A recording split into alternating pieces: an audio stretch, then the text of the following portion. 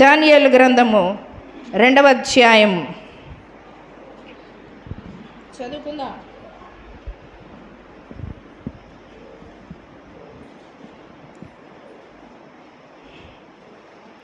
27వ వచనము నుంచి, దానియేలు గ్రంథము 2వ అధ్యాయము 27వ వచనము నుంచి, ఒక వచనము ఆడవాళ్ళు చదవండి, ఒక వచనం పురుషులు చదవండి, ఒక వచనం స్త్రీలు చదవండి, ఒక వచనము పురుషులు చదవండి. దయచేసి ఏకస్వరముతో ఏకకంఠముతో కలిసి చదవడానికి ప్రయత్నం చేయండి.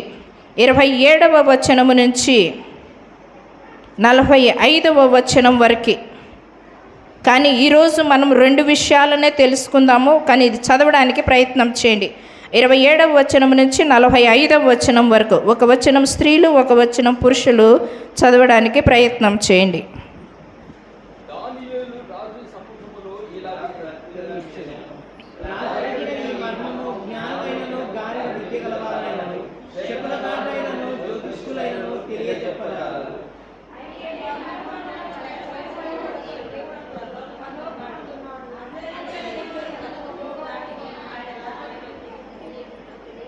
గట్టి చదవండమ్మా.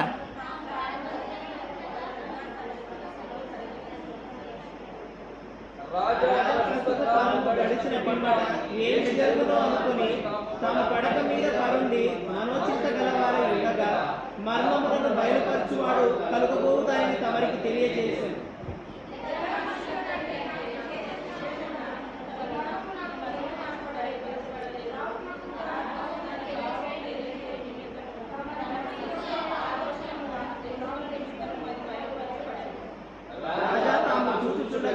బ్రహ్మాండపు ఒక ప్రతిమ కనబడింది కదా. ఈ గొప్ప ప్రతిమ మహాప్రకాశమును భయంకరమైన రూపములు గలదై తమరి ఎదుట నిలిచెను.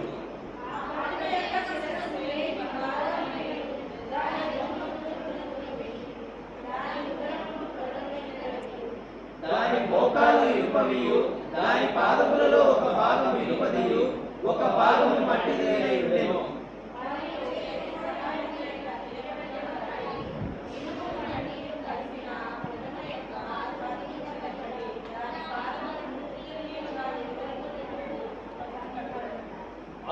ఇనుమును, మట్టియు, ఇత్తడియు, వెండియు, బంగారమును ఏకముగా దచ్చబడి కళ్ళములోని చెత్తవలే కాగా, వాటి స్థలము ఎచ్చటను దొరకకుండా గాలి వాటిని కొట్టుకొని పోయింది. ప్రతిమను విరగొట్టిన ఆ రాయి సర్వభూతలమంతా మహాపర్వతమాయను.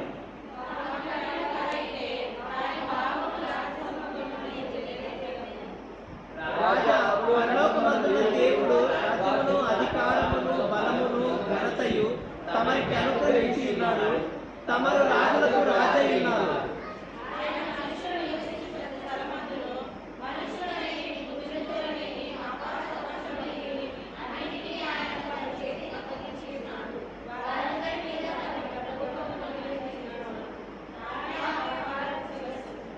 తాము చనిపోయిన తరువాత రాజ్యము కంటే తక్కువైన రాజ్యం ఒకటి లేచును.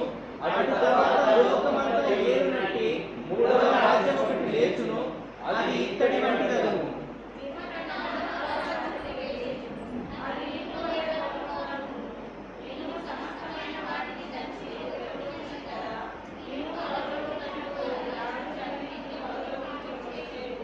పాదములను, వ్రేళ్లను కొంత మట్టునకు కుమ్మరి మట్టిదిగాను, కొంత మట్టునకు ఇనుపదిగా ఉన్నట్టు తమరికి కనబడినది కనుక ఆ రాజ్యములో భేదములుండును.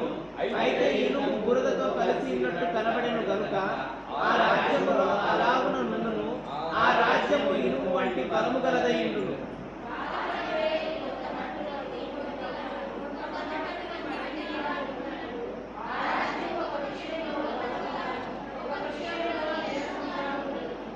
ఇనుములో బురదయు మిళితమైనదిగా కనబడెను. అటువలే మనుష్య జాతులు మిళితములై ఇనుము మట్టితో అతుక్కున్నట్టు వారు ఒకరితో ఒకరు కలుసుకుందురు.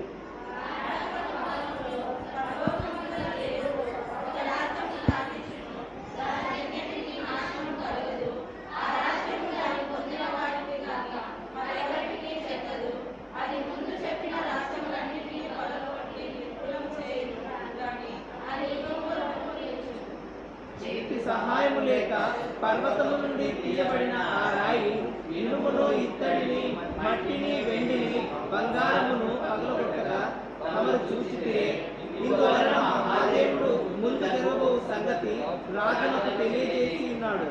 కల నిశ్చయము, దాని భావము నమ్మదగినది అని దానియేలు రాజుతో చెప్పారు. చాలు, ఒక చిన్న ప్రార్థన చేసుకుందాం. మమ్మల్ని మిక్కిలిగా ప్రేమిస్తున్న మా ప్రియ పరలోకపు తండ్రి, పరిశుద్ధుడా నీకు స్తోత్రం చెల్లించుకుంటున్నాము నాయన. ఈ పునరుత్థాన దినమందు నీ మందిరావరంలో చేరి మిమ్మల్ని స్తుతించి ఆరాధించి గణపరుచుకునే భాగ్యం ఈ దీనులకు అనుగ్రహించిన విధానాన్ని బట్టి కూడా కృతజ్ఞతాస్తుతులు చెల్లిస్తున్నాము నా తండ్రి. చదవబడిన లేఖన భాగాన్ని మీరు మాకు విరిచి వడ్డించుము. మర్మములు బయలుపరచువారు మీరు మాత్రమే ప్రభా. రహస్యములను వెలితికి తీసువారు మీరు ప్రభా నా తండ్రి. నాయనా ప్రభా, నన్ను మరుగుపరిచి మీరు మహిమ పొందుమని యేసు శక్తి కలిగిన నామను బట్టి అడిగి వేడుకొంటున్నాము నా తండ్రి. ఆమేన్. హల్లెలూయా. మనం ఈ చదవబడినటువంటి లేఖన భాగంలో వాక్యానుసారంగా మనం చూసుకున్నట్లయితే, రాజు కల కన్నాడు. కల ఏ రీతిగా కంటారు?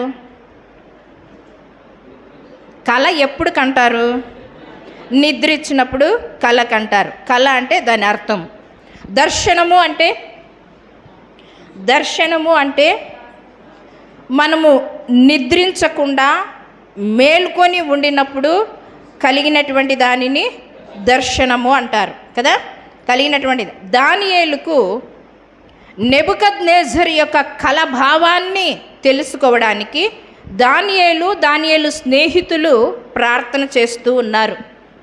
ఆ రాత్రికాల సమయమందు దానియేలు ప్రార్థన చేస్తున్నప్పుడు దర్శనమందు అంటే చూస్తూ ఉండగానే, ఆయన మేల్కొని ఉండగానే, ఇంకా మోకరించి ఉండగానే ఆ దర్శనము కల కనినటువంటి నెబుకద్నెజరు మరచినటువంటి కలను జ్ఞాపకం చేసి ఆ కల భావాన్ని కూడా వివరించి చెప్పాడు కదా.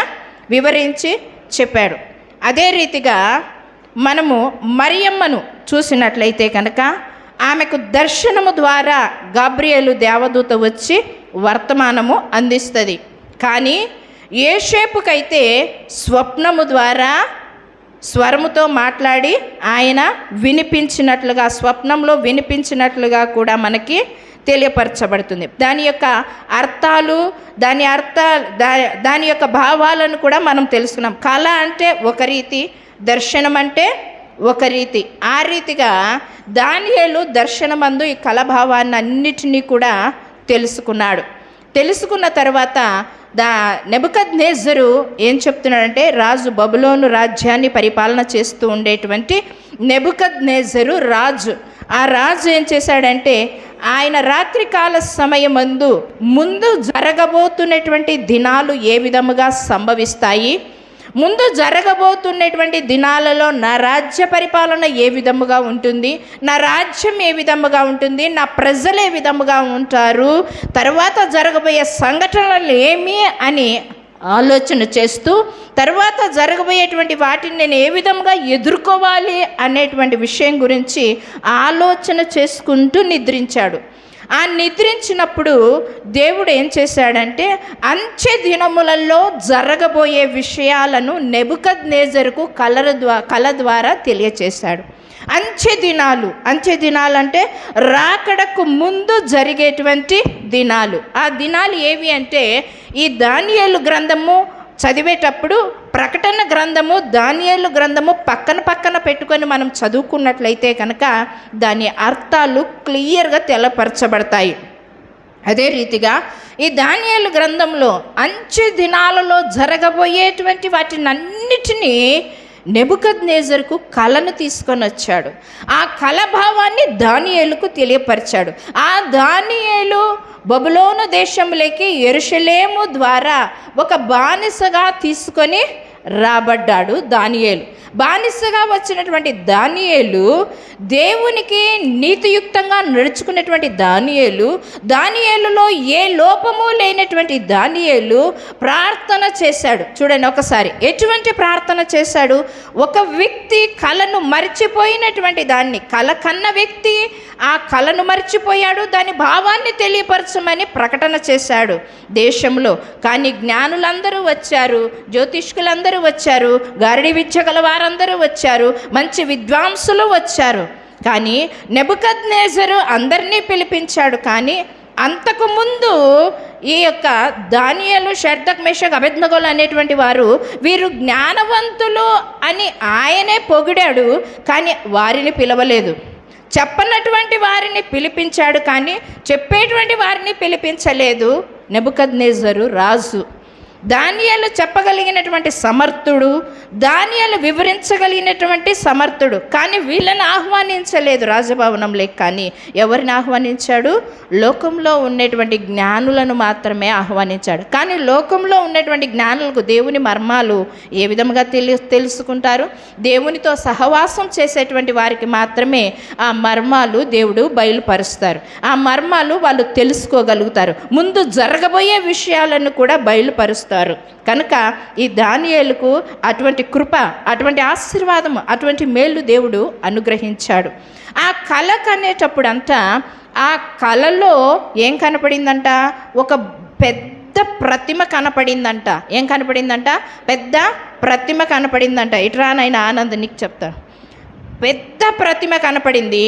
ఆ ప్రతిమ బ్రహ్మాండమైనది, ఆ ప్రతిమ ప్రకాశమానమైనది. ఆ ప్రతిమలో ఎన్ని లోహాలు ఉన్నాయో మీరు గమనించండి. ఇప్పుడు మీకు చూపిస్తాను, కానీ అది యాక్చువల్గా ఒక చిత్రపటం ద్వారా చూపిస్తే మీకు ఇంకా బాగా అర్థమవుతుంది. రేపటి వారం ప్రయత్నం చేస్తాను ఖచ్చితంగా. ఇది ప్రతిమ. ఆనంద్ అనుకోవద్దండి, ఇది ప్రతిమ. బాగా గమనించండి, ఇది ప్రతిమ. ఈ ప్రతిమలో 5 రాజ్యాలను దేవుడు చూపించాడు. 5 రాజ్యాలు ఏవి? మనం చదివిండేది 4 రాజ్యాలే. లాస్ట్లో ఐకమత్యమైనటువంటి రాజ్యం ఒకటి బయలుపరచబడుతుంది, తెలియపరచబడుతుంది. కానీ అది కూడా ఉంది ఈ ప్రతిమలోనే. బబులోను దేశంలో ఉన్నటువంటి నెబుకద్నెజర్ రాజుకు కలలో ఈ ప్రతిమ కనపడింది. ఈ ప్రతిమ అంట, ముందుకు జరుగు. ఈ ప్రతిమ, ఈ తల పైకెత్తు. ఈ తల ఇక్కడి నుంచి ఇక్కడి వరకు బంగారుమయముగా ఉంది. చూస్తున్నారా? అందరూ చూస్తున్నారా? ఇదంతా ఎట్లుందంట? బంగారు. ఈ ఉదరము, ఈ భుజాలు, ఈ భుజాలు ఏ విధముగా ఉన్నాయంట? వెండివిగా ఉన్నాయంట. ఇక్కడి వరకే. ఈ ఉదరము, ఈ భుజాలు ఏమున్నాయంట? వెండివిగా ఉన్నాయి. తరువాత ఇక్కడ ఈ కడుపు, ఈ తొడలు సగం భాగము, ఈ తొడల యొక్క సగము భాగము ఇత్తడిగా ఉంది. ఏముందంట? ఇదేమి? బంగారు. ఇది వెండి, ఇది ఇత్తడి. ఇత్తడి ఎక్కడి నుంచి ఎక్కడి వరకు ఉంది?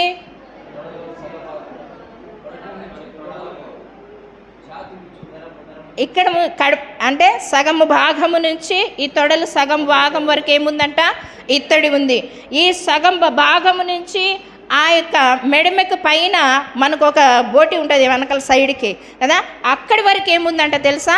ఇనుముతో కూడిండేదంట. ఏమంట? ఇనుముతో కూడిండేది. ఈ మోకాళ్ళు, ఈ కాళ్ళు 2 కలిసి ఏమున్నాయంట? మోకాళ్ళతో కూడినది. 2 ఉన్నాయి కదా, కింద పాదాలు ఉన్నాయి. ఆ పాదాలకు ఎన్ని వేళ్ళు ఉన్నాయి? 10 వేళ్ళు ఉన్నాయి. 5 వేళ్ళు కలిసి 10 వేళ్ళు ఉన్నాయి. ఆ కింద 2 పాదాలు కూడా ఒకటి ఇనుముదిగాను ఒకటి మట్టిదిగాను ఉందంట. ఏముందంట?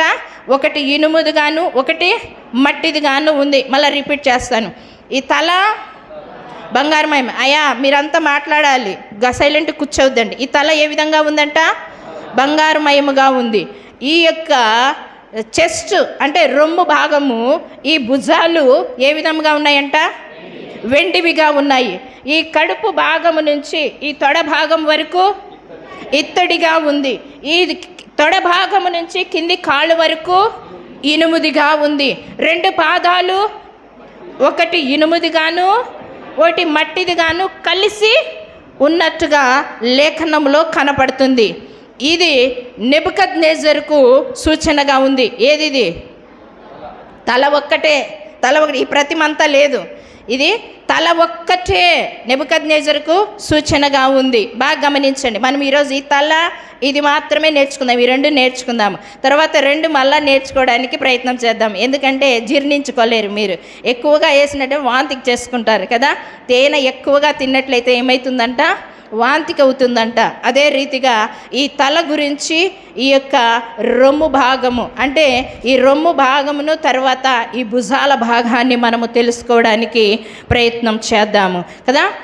ఈ కళల్లో ఎన్ని రాజ్యాలు కనపడ్డాయి? ఇప్పుడు మనకి ఎన్ని రాజ్యాలు కనపడ్డాయి? 4 కదా. 4 కనపడ్డాయి, 5 కనపడినాయా? 4 కనపడినాయా? ఏవేవి 4? బంగారము, వెండి, ఇత్తడి, ఇనుము. ఇంకొకటి ఉంది కదా కదా, మట్టిది ఇనుముది కలిసినటువంటిది కూడా ఉంది కదా. మట్టిది అంటే 10 మంది రాజులు కలిసి ఐక్యరాజ్యం అనేది ఒకటి ఏర్పడుతుంది అన్నమాట. కానీ అందులో కలిసి జీవించరు వాళ్ళు. అదే విధముగా అక్కడ ఒక రాజ్యం. ఎన్ని ఉన్నాయి అక్కడ? 5 ఉన్నాయి. కానీ బయటికి బహిర్గతమయ్యేది 4. కనపడేది 5 కనపడుతున్నాయి మనకి. 5 గురించి మనం తెలుసుకుందాం. ఈరోజు 2 గురించే మనం తెలుసుకుందాం. ఆ 2 గురించి దానియేలు అంటున్నాడు, అయ్యా ఈ విధమైనటువంటి ప్రతిమ నీకు కలలో కనపడింది.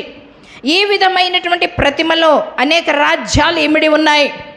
ఈ ప్రతిమలో నువ్వు చూసినటువంటి భావన ఏమంటే, అయ్యా నీవు రాజులకు రాజువు, ఇదిగో సమస్తమును సృష్టించినటువంటి సృష్టికర్త అయినటువంటి ఈ సృష్టిలో ఉన్నటువంటి ప్రతి రాజ్యాన్ని నువ్వు సునాయాసనంగా పరిపాలన చేస్తావు. నువ్వు ఉన్నన్ని రోజులు నువ్వు భూపతులకు అధిపతి అయినట్టుగా నువ్వు నడుచుకుంటావు, రాజులకు రాజు అయినట్టుగా నడుచుకుంటావు. నీవు మహా ఘనత వహించినటువంటి వాడువు. నీ రాజ్యంలో ఏ కొరత ఉండదు. నీ రాజ్యంలో సురక్షితంగా అందరు ఉంటారు. నీ రాజ్యం అంతా బాగుంటుంది. నువ్వు రాజ్య పరిపాలన బాగుగా చేస్తావు అని అంటాడు అక్కడ. తలకి అంటే బంగారుకు సూచనగా ఉంది. బంగారము లోహములన్నిటిలో కూడా శ్రేష్టమైనది. బంగారము లోహములన్నిటిలో శ్రేష్టమైనదే కాకుండా అది దైవత్వానికి కూడా సూచనగా ఉంది. జ్ఞానులు బాలయేసును చూడడానికి ఏమి సమర్పించారు? బంగారమును, బోళమును, సాంబ్రాణిని సమర్పించినట్టుగా మనం చూస్తున్నాం. అంటే బంగారు శ్రేష్టమైనది, విలువైనది, ఆకర్షణీయమైనది, దైవత్వానికి కూడా సూచనగా ఉన్నది. ఈ దైవత్వానికి సూచనగా ఉన్నటువంటి నెబుకద్నెజరు ఆ బబులోను దేశంలో తన రాజ్యాన్ని అందరూ పొగిడే రీతిగా, అందరికీ చేత ఘనతను పొందే రీతిగా ఆయన రాజ్య పరిపాలన చేస్తాడు. ఆ రాజ్య పరిపాలన బబులోను దేశంలో నెబుకద్నెజరు పరిపాలన అయిపోయిన తర్వాత దానికంటే తక్కువైనటువంటి రాజ్యం ఒకటి లేస్తుంది. ఏమిటా రాజ్యము అని అంటే కనుక మాదీయులు, పారసీయులు అనేటువంటి రాజ్య పరిపాలన వస్తుంది. ఆ రాజ్యాన్ని దేనికి సూచనగా చెప్పాడు అని అంటే వెండికి సూచనగా చెప్పాడు. వెండికి సూచనగా ఇది విలువైనది, బంగారు విలువైనది, దానికంటే కొంచెం తక్కువైండేది వెండి, వెండి కంటే తక్కువైండేది ఇత్తడి, ఇత్తడి కంటే తక్కువైండేది ఇనుము, ఇనుము కంటే తక్కువైండేది మట్టి. లాస్ట్లో మట్టి కనపడుతుంది మనకు. ఎందుకు పనికిరాని? పైన బలముగా ఉంటుంది, కిందికి వచ్చేసరికి బలహీనమైపోతుంది. అంటే రాజ్యాలు రాను రాను రాను రాను రాను ఏమైపోయినాయంట? బలహీనమైపోయాయి. అదే రీతిగా ఈ యొక్క ఇక్కడ రొమ్ము భాగాన్ని, ఈ యొక్క భుజాల యొక్క భాగాన్ని వెండికి సూచనగా చెప్పాడు. కానీ ఇదంతా ఒకటే. కానీ ఒక రాజ్యంలో 2 రాజులు పరిపాలన చేస్తున్నారు. ఎవరు అంటే మాదీయుడు, పారసీయుడు పరిపాలన చేస్తున్నాడు. ఈ భావన నెబుకద్నెజరుకు కలలో కనపడింది. ఇదే భావన దానియేలు గ్రంథము 8వ అధ్యాయంలో మనం చూసుకున్నట్లయితే ఆ 8వ అధ్యాయంలో దానియేలుకు స్వప్నము ద్వారా దేవుడు ఈ మర్మాన్ని కూడా అక్కడ బయలుపరిచాడు. ఆ కళను కూడా అక్కడ కూడా అదే రీతిగానే తెలియపరిచాడు. దానియేలు గ్రంథము 8వ అధ్యాయంలోకి మనం వెళదాం. దానియేలు గ్రంథము 8వ అధ్యాయము. ఒక్కొక్కటి లైన్గా చదువుకోవడానికి ప్రయత్నం చేద్దాం, మీరందరూ అర్థం చేసుకోవడానికి ప్రయత్నం చేయండి. దానియేలు గ్రంథము 8వ అధ్యాయము 1వ వచనం. రాజగు బెల్షస్సరు ప్రభుత్వపు 3వ సంవత్సరమందు దానియేలును నాకు మొదట కలిగిన దర్శనము కాక మరి ఒక దర్శనము కలిగెను. నేను దర్శనము చూచుచుంటిని. దర్శనం ఏం చేస్తున్నాడంట? అక్కడ ఉన్నటువంటి గాబ్రియేలు దేవదూత ప్రత్యక్షంగా ఒక టీవీలో కనపరిచినట్టుగా కనపరుస్తూ ఉన్నాడు దానియేలుకి. ఏ విధంగా కనపరుస్తున్నాడో చూస్తాం. ఈ గాబ్రియేలునే చూపిస్తున్నాడా లేకపోతే వేరొక మనిషి చూపిస్తున్నాడా అనే విషయాన్ని 8వ అధ్యాయము 15వ వచనము నుంచి మనం చూసినట్లయితే అది కనపడుతుంది. అది మళ్ళీ చెప్తా నేను. తర్వాత చూసినట్లయితే, నేను దర్శనమందు చూచుచున్నప్పుడు నేను ఎలామను ప్రదేశ సంబంధమగు షూషాను పట్టణపు నగరంలో ఉండగా దర్శనము మాకు కలిగెను. షూషాను అనేటువంటి పట్టణం మరలా ఇంతకుముందు మనం చూసుకున్నాం. ఎక్కడ చూసుకున్నాం? షూషాను అనే పట్టణం ఏ గ్రంథంలో ఉంది? ఎస్తేరు గ్రంథంలో ఉంది షూషాను పట్టణం కదా. ఆ గ్రంథంలో దర్శనం కలిగాను. నేను ఊలయి అను నది ప్రక్కన ఉన్నప్పుడు నాకు దర్శనము కలిగాను. నేను కన్నులెత్తి చూడగా, బాగా గమనించండి ఇక్కడ, నేను కన్నులెత్తి చూడగా ఒక పొట్టేలు ఆ నది ప్రక్కన నిలిచి ఉండెను. ఏది నిలిచిందంట? ఒక పొట్టేలు నిలిచిండెను. దానికి 2 కొమ్ములు ఉండేను. దానికి ఏమున్నాయంట? 2 కొమ్ములు. ఆ కొమ్ములు కూడా ఏ విధంగా ఉన్నాయంట? ఎత్తైనవి, కానీ ఒకటి రెండవ దానికంటే ఎత్తుగా ఉండెను. బాగా ఇక్కడ నా సైడ్ చూడండి. దర్శనము దానియేలుకు కలిగింది. దానియేలుకు కలిగిన తర్వాత ఆ నది ఒడ్డున ఒక పొట్టేలు కనపడిందంట. ఏమిటంట? ఒక పొట్టేలు కనపడింది. ఆ పొట్టేలు కంట 2 కొమ్ములు ఉన్నాయి. ఆ కొమ్ములు కూడా ఏ విధంగా ఉన్నాయంటే తెలుసా? ఒక కొమ్ము ఈ విధంగా, బాగా చూడండి నా వైపు, ఒక కొమ్ము ఈ విధంగా ఉంది, ఇంకొక కొమ్ము ఈ విధముగా ఉంది. ఒక తలలోనే 2 కొమ్ములు ఉన్నాయి. ఆ కొమ్ము, ఒక కొమ్ము తగ్గు భాగంలో ఉంది, ఒక కొమ్ము ఎత్తు భాగములో ఉంది. ఈ ఎత్తు భాగము పారసిక దేశము, ఈ తక్కువ భాగము మాదియా దేశము. బాగా గమనించండి. ఈ తక్కువ భాగము మాదియా దేశం. మాదియా దేశములో నుంచే పారసిక దేశం వచ్చింది. అయినప్పటికీ మాదియా దేశంలో నుంచి పారసిక దేశం వచ్చినప్పటికీ కూడా అక్కడ ఘనత వహించింది, హెచ్చయింది పారసిక దేశము మాత్రమే. కానీ ఈ పొట్టేలంట 2 కొమ్ములు కలిగినటువంటిదిగా ఉన్నప్పటికీ, ఒకటి తక్కువగా ఉంది, ఒకటి ఎక్కువగా ఉన్నప్పటికీ ఈ పొట్టేలంట ఏం చేసిందంట తెలుసా? మొత్తము అంతా కూడా ప్రపంచమంతటా, ఉత్తర దేశాలు, దక్షిణ దేశాలు, అన్ని దేశాలు ఏం చేసిందంట? ఆ కొమ్ములతో ఢీకొంటూ అన్ని దేశాలను జయించిందంట. అన్ని దేశాలను జయించింది, అన్ని దేశాలను ఆక్రమించుకుంది, అన్ని దేశాల యొక్క భూమిని ఆక్రమించుకుందంట. ఎవరు? ఈ పొట్టేలు. ఈ పొట్టేలు మహా ఘనత వహించింది.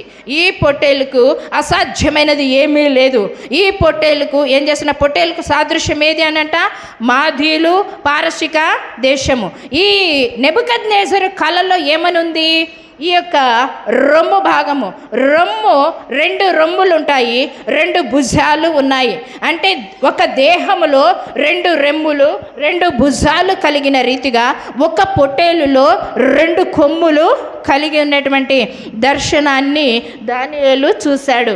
బాగా గమనించండి. అదంట దేశమంతటా విస్తరించింది, దేశమంతటా తన రాజ్యం కిందికి చేసుకుంది, దేశమంతటా భూమిని ఆక్రమించుకుంది.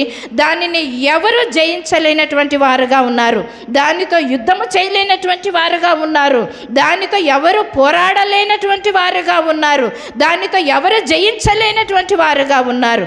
ఇంకా అది విర్రవీగుతుంది. ఆ పొట్టేలు, నాకంటే ఎక్కువ ఘనత వహించిన వాడు లేడు, నాకంటే రాజ్య పరిపాలన చేసినటువంటి వాడు ఎవడు లేడని ఘనత వహించాడు. అంత లోపల దానియేలుకు ఆ దర్శనంలో ఇంకొకటి కనపడింది. ఏమిటి అని ఆలోచన చేస్తూ ఉన్నప్పుడు 15వ వచనానికి వస్తాం మనం. 8వ అధ్యాయము 15వ వచనం. దానియేలను నేను ఈ దర్శనము చూచి తిని దాన్ని తెలుసుకొనదగిన వివేకము పొందవలనని ఉండగా మనుష్యుని రూపము గల ఒకడు నా ఎదుట నిలిచెను. అంతటా ఊలయి నదీ తీరముల మధ్య నిలిచి పలుకుచున్న యొక్క మానవుని స్వరము వింటిని. అది గాబ్రియేలు. ఎవరంట? అది గాబ్రియేలు. ఈ దర్శన భావం ఇతనికి తెలియజేయమని చెప్పాను. అప్పుడు అతడు నేను నిలుచున్న చోటుకు వచ్చెను. అతడు రాగానే నేను మహాభయం పొంది సాగిలపడి తిని, అప్పుడు నరపుత్రుడా, ఈ దర్శనం అంత్యకాలమును గూర్చినదని ఏమంట తెలుసుకొనుమనెను. అతడు నాతో మాట్లాడుచుండగా నేను గాఢ నిద్ర పట్టిన వాడనై ఆ దర్శన భాగ్యాన్ని చూస్తున్నప్పుడు, ఆ గాబ్రియేలును చూస్తున్నప్పుడు, ఆ మానవ స్వరం వచ్చి ఆ కలభావాన్ని పక్కన ఉండి నిలుచుండి దాన్ని వివరించి చెప్తూ ఉండేటప్పుడు దానియేలుకు భయము కలిగింది, దానియేలుకు జడియము కలిగింది. దానియేలుకు నిద్ర పట్టేసి ఏం చేశాడంట? ఆ గాబ్రియేలు దేవదూత దగ్గర కాళ్ళ దగ్గర పడిపోయాడంట. పడిపోయినప్పుడు అప్పుడు జరిగిన సంఘటన ఏమంటే, ఆ గాబ్రియేలు దేవదూత దానియేలును పట్టుకొని లేపి ఆ కలభావాన్ని వివరించి అంతా చెప్పాడంట. జ్ఞాపకం చేసుకోండి. మొదటి రాజుల గ్రంథం 19వ అధ్యాయము 4-5 వచనాల్లో మనం చూసినట్లయితే ఏలియా కూడా యెజబెలు రాణికి భయపడి పారిపోతూ ఉండేటప్పుడు ఒక వృక్షము కింద ఏం చేశాడంట? ఒక దినమంతా ప్రయాణము అరణ్యంలో చేసి ఆయన అంటున్నాడు, ప్రార్థన చేస్తున్నాడు, అయ్యా నా పితరుల కంటే నేను ఎక్కువైనటువంటి వాడను కాను, ఇంకా నా ప్రాణము చాలు, నా ప్రాణము తీసుకొనుము అని చెప్పేసి ఆయన నిద్రిస్తూ ఉన్నాడు.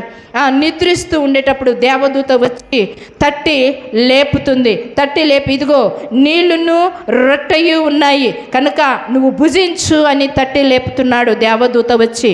తరువాత లేచి ఆ రొట్టెను తీసుకొని ఆ నీళ్లను తాగి మరలా ఏలియా ఏం చేశాడంట? నిద్రపోయాడు. నిద్రపోయినటువంటి ఏలియాను మరలా దేవదూత వచ్చి తట్టి లేపి అతను నిల్చోబెట్టి, ఇదిగో నువ్వు ఈ భోజనం చెయ్యి, ఈ భోజనం చేసిన తర్వాత నీవు నడవవలసిన ప్రయాణము, నేను నీకు చేయవలసిన విషయాలు, వాటినన్నిటినీ నీకు తెలియచేస్తాను. మానవునితో దేవుని అవసరం ఉందంటే, నీవు సేవ చేయాలి అని అనుకుంటే, నీవు దేవునికి మహిమకరముగా ఉండాలంటే, నీ చేత ఏ విధముగానైనా నువ్వు ఏ సందులో ఉన్నా, ఏ గొంతులో ఉన్నా, ఏ రాతి బండలలో ఉన్నా, ఎక్కడ నిద్రిస్తున్నా, ఏమి చేస్తున్నా ఆయన తట్టి లేపి నీకు బోధించి ఒక మార్గదర్శిగా వచ్చి ఆయన సమస్తాన్ని తెలియపరిచి ప్రజలకు అందరికీ మహిమకరంగా చేసేటువంటి దేవుడు ఎంచున్నాడు. దేవునికి స్తోత్రం. హల్లెలూయా. నిజంగా జ్ఞాపకం చేసుకోండి. ఇక్కడ దానియేలు కూడా భయపడి గాఢ నిద్రలోకి జారిపోయాడు. జారిపోయినటువంటి దానియేలును ఈ గాబ్రియేలు దేవదూత వచ్చి లేపి ఏం చేస్తుంది తెలుసా? జరగబోయే విషయాలను బయలుపరుస్తుందంట. ఏమి జరగబోతుంది? ఈ పొట్టేలు మొత్తము రాజ్యమంతా కూడా, బబులోను రాజ్యం అయిపోయిన తర్వాత మాదీయుల పారశీకుల రాజ్యం వచ్చింది. ఆ రాజ్యాన్ని పరిపాలన చేస్తున్నటువంటి రాజులు అంతా కూడా ఏం చేశారంట? భూమిని అంతా ఆక్రమించుకున్నారు. వారిని జయించేవారు లేరు, వారిని ఢీకొట్టేవారు లేరు, వారితో యుద్ధం ఆడేవారు లేరు. ఆ సమయంలో అదే నది దగ్గర ఒక బాగా వెంట్రుకలు కలిగినటువంటి మేకపోతు వచ్చింది. ఏమంటండి? బాగా వెంట్రుకలు. అది కూడా ఆ మేకపోతు ఎక్కడి నుంచి వచ్చిందంట తెలుసా? పడమటి దిక్కు నుంచి వచ్చిందంట. పడమటి దిక్కు రాజ్యం ఏమంటే గ్రీకుల రాజ్యము. అది ఆ పడమటి దిక్కు నుంచి వెంట్రుకలు కలిగినటువంటి మేకపోతు వచ్చింది. ఆ మేకపోతు కంట 2 కన్నులు కలిగినటువంటి మేకపోతు, ఆ 2 కన్నుల మధ్యలో ఒక పొడవైనటువంటి కొమ్ము కలిగినటువంటి మేకపోతుగా ఉంది. ఎవరా మేకపోతు అని ఆలోచన చేస్తే ద గ్రేట్ అలెగ్జాండర్. అక్కడ మాదీయుల పారసీయుల దేశంలో రాజ్యాన్నంతా ఆక్రమించుకున్న తర్వాత దాన్ని ఢీకొట్టేవారు లేరు అని అనుకున్నారు కదా. దాన్ని ఢీకొట్టేవాడు ద గ్రేట్ అలెగ్జాండర్ బయలుదేరాడు. బలమైన కొమ్ము కలిగినటువంటిది, శక్తి కలిగినటువంటి కొమ్ము కలిగినటువంటిది. దాన్ని జయించేటువంటి కొమ్ము ఇంకొకరికి లేదు. ఆ మేకపోతు ఏం చేసిందంట తెలుసా? వెంట్రుకలు కలిగినటువంటి మేకపోతు, ఒక కొమ్ము బలమైనటువంటిది కలిగినటువంటి మేకపోతు అది భూమి మీద నిలవకుండా భూమి అంతా కూడా గెంతులు వేస్తూ వడిగా పరిగెత్తింది. అంటే దాని అర్థం ఏమి అని అంటే, ఆ కొమ్ముతో ఈ పొట్టేలుకున్నటువంటి 2 కొమ్ములను ఢీకొట్టేసింది. ఢీ కొట్టేసిన తర్వాత ఒకటి తక్కువగా ఉన్నటువంటి కొమ్మును, ఒకటి ఎత్తుగా ఉన్నటువంటి కొమ్మును అదేం చేసిందంట, విర్రగొట్టేసింది. విర్రగొట్టడమే కాకుండా దాన్ని తుత్తనీయులుగా చేసేసిందంట. దేవునికి స్తోత్రం, హల్లెలూయా. అది గ్రీకుల రాజ్యమైనటువంటి ద గ్రేట్ అలెగ్జాండర్ చక్రవర్తి. ఆ చక్రవర్తి ఏం చేశాడో తెలిసిన, రాజ్యంలోకి వచ్చాడు, దాన్ని అంతా కూడా ఆక్రమించుకున్నాడు. ఆ మేకపోతంట దాన్ని తంతు ఉన్నప్పుడు, దాన్ని పొడుస్తూ ఉండేటప్పుడు, దాన్ని ఢీకొంటూ ఉన్నప్పుడు, ఒక్క కొమ్ముతో పోరాడుతూ ఉండేటప్పుడు ఆ ఒక్క కొమ్ము కలిగినటువంటి మేకపోతుని ఎవరు జయించలేకపోయారంట. ఎవరు జయించలేకపోయారు. మహావీరుడైపోయినాడు ద గ్రేట్ అలెగ్జాండర్. చిన్న వయసులోనే ఆయన రాజ్య పరిపాలనలోకి వచ్చాడు. చిన్న వయసులోనే మొత్తటి రాజ్యాన్నంతా కూడా ఆయన ఏలడానికి ప్రయత్నం చేశాడు. ఇంకా ఆయన జయించడానికి ఏ రాజ్యము లేదంట. ఆ రాజ్యం లేకపోయేసరికి ఆయన ఏం చేశాడు తెలుసా, ఒక చిత్రపటాన్ని పెట్టుకొని ఆ చిత్రపటం మీద చేయి పెట్టి ఏడుస్తున్నాడంట. నేను ఇంక జయించడానికి నాకు ఏ రాజ్యము లేదే అనేసి, నాకు జయించడానికి ఏ రాజ్యము లేదే అనేసి అనుకుంటున్నాడు. అంత విర్రవీగినటువంటి ద గ్రేట్ అలెగ్జాండర్ వ్యభిచారానికి బానిస అయిపోయాడు, తాగుడుకు బానిస అయిపోయాడు. ఆ తాగుడుకు వ్యభిచారానికి బానిస అయినటువంటి ఆయన ఒక చిన్న దోమ కుట్టడము ద్వారా ఏం జరిగింది, అతడు చనిపోయినట్టుగా చూస్తూ ఉన్నాం. యవ్వన కాలంలోనే 33 సంవత్సరాల లోపలే ఆ గ్రేట్ అలెగ్జాండర్ మరణించాడు. మరణించిన తర్వాత ఆ ఒక్క కొమ్ములో నుంచి మరల ఏమొచ్చాయంట, 4 కొమ్ములు వచ్చాయంట. 4 కొమ్ములు ఏమి అంటే, ద గ్రేట్ అలెగ్జాండర్కి సంతానము చిన్న పిల్లలుగా ఉన్నారు. వారి సంతానం 3 భార్యలు ద గ్రేట్ అలెగ్జాండర్కి. ఆయనకి సంతానము చిన్న పిల్లలుగా ఉన్నారు. రాజ్య పరిపాలన చేసేటువంటి వయస్సు లేదు వారికి. కనుక ఆ రాజ్యంలో ఉన్నటువంటి 4 4 భాగాలుగా వాళ్ళు తీసుకొని రాజ్య పరిపాలన చేసినట్టుగా కూడా మనం చూస్తున్నాం. బాగా గమనించండి, ఇక్కడ బబులోను రాజు దర్శనం ఏమి అని అంటే, ఇత్తడితో కూడినటువంటిది 2 రొమ్ములు 2 భుజాలు, మాదీలు పారసీలకు సంబంధించినది. దానియేలుకు కలిగినటువంటి దర్శనము, ఒక పొట్టేలులో 2 కొమ్ములు ఉన్నాయి. మాదీలు పారసీకులు రాజ్య పరిపాలన. ఆ రాజ్యం ఏ విధంగా ఉందంటే, దేశమంతటా కూడా ఆక్రమించుకున్నాడు. ఆక్రమించుకున్న తర్వాత తనకేమీ మిగలలేదు. ద గ్రీకుల రాజ్యంలో పడమటి దిక్కు నుంచి మేకపోతు వచ్చిన తర్వాత ఆ మేకపోతు ద గ్రేట్ అలెగ్జాండర్ ఏం చేశాడంట, ఆ 2 కొమ్ములను విరగొట్టేశాడు. ఆ రాజ్యాన్నంతా తను ఆక్రమించుకున్నాడు. తర్వాత మనం 3వ దానికి వెళదాము. ఆ 3వది ఏదంట, 3వది ఇత్తడి కదా, ఇక్కడి నుంచి ఇక్కడి వరకు. అది నెక్స్ట్ భాగము చదువుకోవడానికి నేర్చుకోవడానికి ప్రయత్నం చేద్దాం. ఇంతవరకు అర్థమైంది అనుకుంటాను. ఇంతవరకు మీకు వాక్య సందేశం అర్థమైందా?